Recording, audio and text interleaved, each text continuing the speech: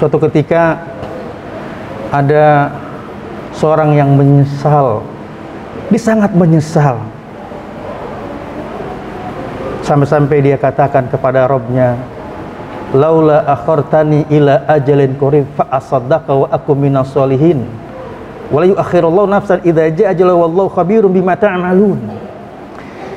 Ketika umurnya akan berakhir, pada saat itu dia menyempatkan diri untuk menghadap Allah Subhanahu wa ta'ala. Dia katakan, ya Allah, ya Tuhanku, berikanlah kepadaku umur walaupun cuma sebentar saja, agar aku bisa berbuat kebaikan, berinfak dan bersedekah, sehingga aku termasuk orang-orang yang soleh, orang-orang yang taat kepadamu. Namun Allah Subhanahu wa ta'ala tidak menerima permintaannya. Artinya ketika dia berada di muka bumi, begitu banyak yang ia lakukan adalah dalam rangka untuk meraih dunia. Untuk meraih dunia saja, dia melupakan ibadahnya. Dia melupakan satu hal yang bisa mendekatkan dia kepada Allah Subhanahu wa ta'ala dan infaknya dengan sedekahnya, agar dia mendapatkan julukan orang-orang yang soleh. Dia hanya fokus untuk dunia dan dunia, dunia dan dunia, sampai akhirnya dia tak sempat untuk melakukan ibadah kepada Rabb-Nya.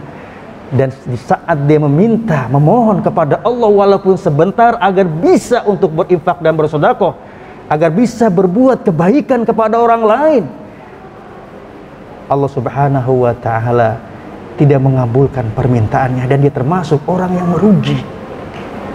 Begitu pula ketika seorang cuma hanya mementingkan ibadahnya saja, sementara hak-hak keluarganya, anaknya, istrinya diabaikan. Ini juga merupakan sebuah kesalahan. Bahkan ketika ada zaman Rasulullah SAW, mereka bertanya kepada si Nabi SAW, bagaimana ibadahnya Nabi? Lalu istrinya itu mengatakan, demikian, demikian. Lalu kata mereka, kalau begitu saya akan melakukan qiyamul lail terus menerus. Yang satu lagi mengatakan, kalau begitu saya akan melakukan ibadah puasa terus menerus. Yang ketiganya mengatakan, kalau begitu saya akan membujang terus menerus dan tidak akan menikah. Keesokan harinya mereka berjumpa dengan Nabi SAW.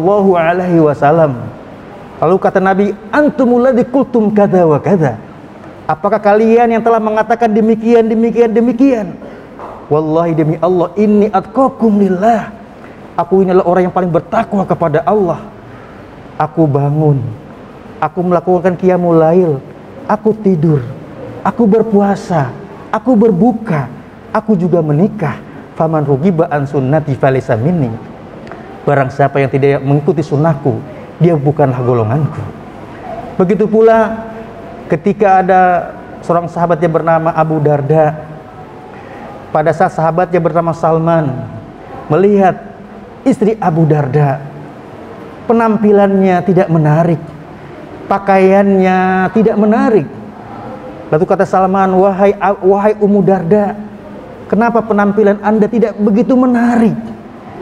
Kata Ummu Darda, karena suamiku Abu Darda tidak peduli dengan aku. Di malam hari dia qiyamul lail, di siang hari dia berpuasa. Dia tidak peduli dengan aku. Dia tidak membutuhkanku. Buat apa aku berdandan yang menarik? Kemudian Salman menginap di rumah Abu Darda. Di saat Abu Darda melakukan qiyamul lail, kata Salman, tidurlah Anda. Di saat dia ingin berpuasa di pagi hari, Salman mengatakan, berbukalah Anda. Salman ingin menunjukkan bahwa ada hak istri, hak keluarga, hak anak, hak dirinya, dan juga hak Allah Subhanahu wa ta'ala. Ada sebuah keseimbangan. Wabtaghi fima ataqallahu darul akhirah wa la tansa nasibaka minad dunya.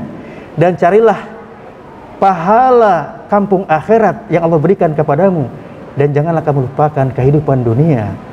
Sehingga di sini bagaimana ada satu keseimbangan. Jasadnya yang membutuhkan makanan dan minuman, akalnya membutuhkan ilmu yang bermanfaat yang bisa mendekatkan diri kepada Allah, dan ruhnya juga membutuhkan zikir, senantiasa ingat kepada Allah Subhanahu wa ta'ala. Ketiga ini yang tidak bisa dilepaskan. Dan tentunya ketiga ini merupakan satu yang sangat penting, yang sangat urgen. Karena ketika orang itu berzikir kepada Allah, maka hatinya menjadi tenang. Bahkan pada saat dia berdiri, dia ingat kepada Allah. Pada saat dia duduk, dia ingat kepada Allah. Pada saat dia berbaring, dia ingat kepada Allah. Alladzina yadhkurunallaha qiyaman wa qu'udan wa 'ala junubihim. Orang yang ingat kepada Allah, orang yang berzikir kepada Allah pada saat dia berdiri, pada saat dia duduk, dan pada saat dia berbaring. Dia senantiasa ingat kepada Allah pada saat dia sukses dan pada saat dia belum sukses.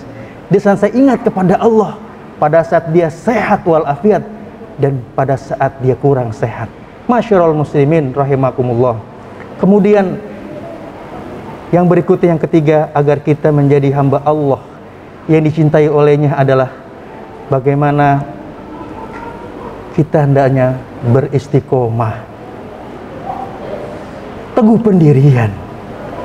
Karena istiqomah secara bahasa artinya lurus, dan setelah istilah adalah segala perbuatan dan sifat yang menuju kepada perbuatan-perbuatan yang lurus, yaitu menuju ridhonya Allah Subhanahu wa ta'ala. Dengan istiqomah itulah yang akan memberikan kepada kita sesuatu yang sangat berharga sekali. Bahkan Allah katakan, wa'bud rabbaka hatta ya'tiyakal yakin. Beribadahlah Anda kepada Tuhanmu sampai akhir hayat, sampai ajal menjemput. Bagaimana Allah menginginkan dalam ayat ini sampai akhirnya, di penghujung kehidupannya, yang Allah inginkan adalah dia tetap mengucapkan la ilaha illallah Muhammadun Rasulullah, sehingga dia termasuk orang-orang yang beristiqomah husnul khatimah. Dan tentunya cara untuk memperoleh nilai keistiqomahan ini tidak terlepas dari 6 perkara. Yang pertama adalah mempunyai niat yang benar.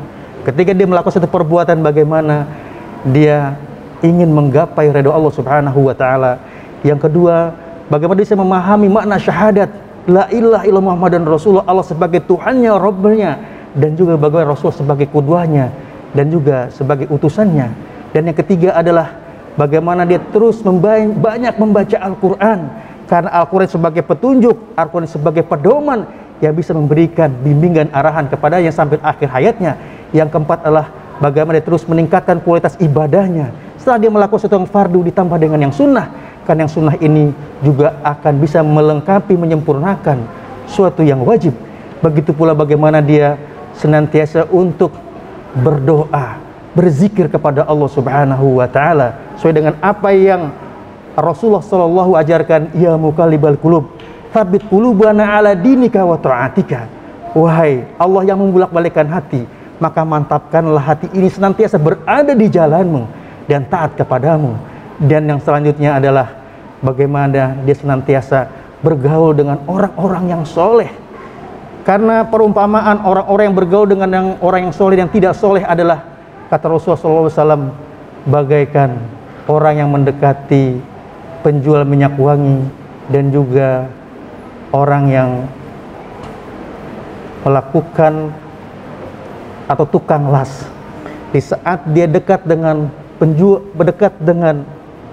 penjual minyak wangi, paling tidak dia mendapatkan wanginya, harumnya.